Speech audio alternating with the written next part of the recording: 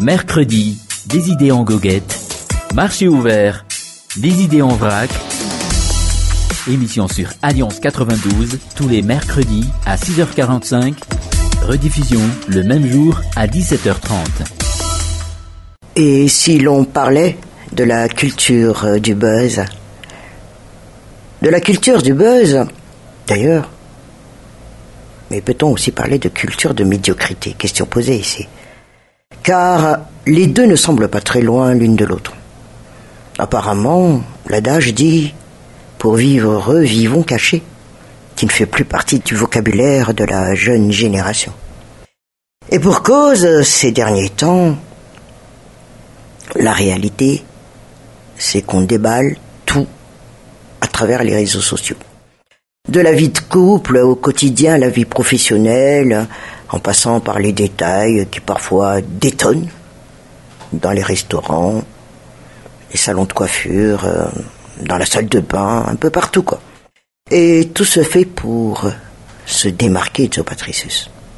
Certains en ont même fait leur job. La règle est de...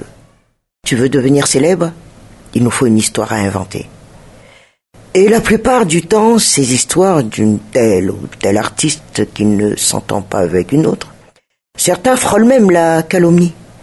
Voilà, une réalité bien américaine qu'une grande partie de la jeunesse, qu'on dirait ici occidentalisée, commence à ancrer dans la réalité malgache.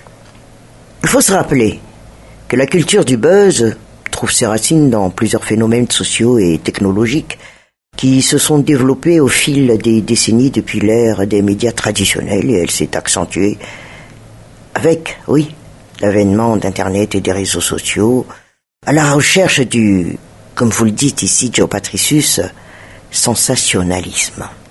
Aujourd'hui, les plateformes comme Facebook, X, Instagram, YouTube et plus récemment TikTok ont permis à n'importe qui de devenir créateur de contenu à n'importe quand. Et puis, certains font n'importe quoi pour se faire voir et se prétendent être influenceurs et influenceuses.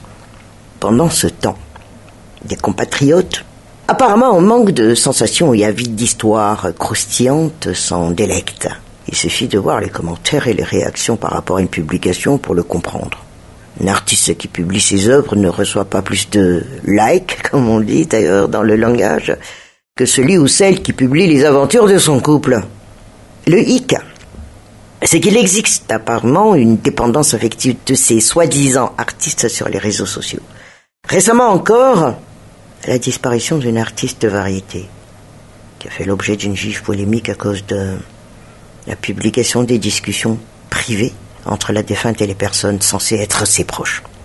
Alors, Joe Patricius, évolution numérique? C'est probablement le cas. D'autant plus que certains d'entre eux en viennent presque à ravir le travail des communicants et des journalistes. Depuis quelques années, des organisateurs d'événements ont en effet choisi de prendre à tâche auprès des influenceurs plutôt que de faire appel aux communicants. Tant mieux si cela peut faire évoluer la société, sauf que cette culture de médiocrité avilit irrémédiablement le sens de la solidarité, de l'entraide dans la culture malgache. Et ça, c'est loin d'être une bonne chose pour un pays comme Madagascar. Joe Patricius. Mercredi, des idées en goguette. Marché ouvert, des idées en vrac. Émission sur Alliance 92, tous les mercredis à 6h45.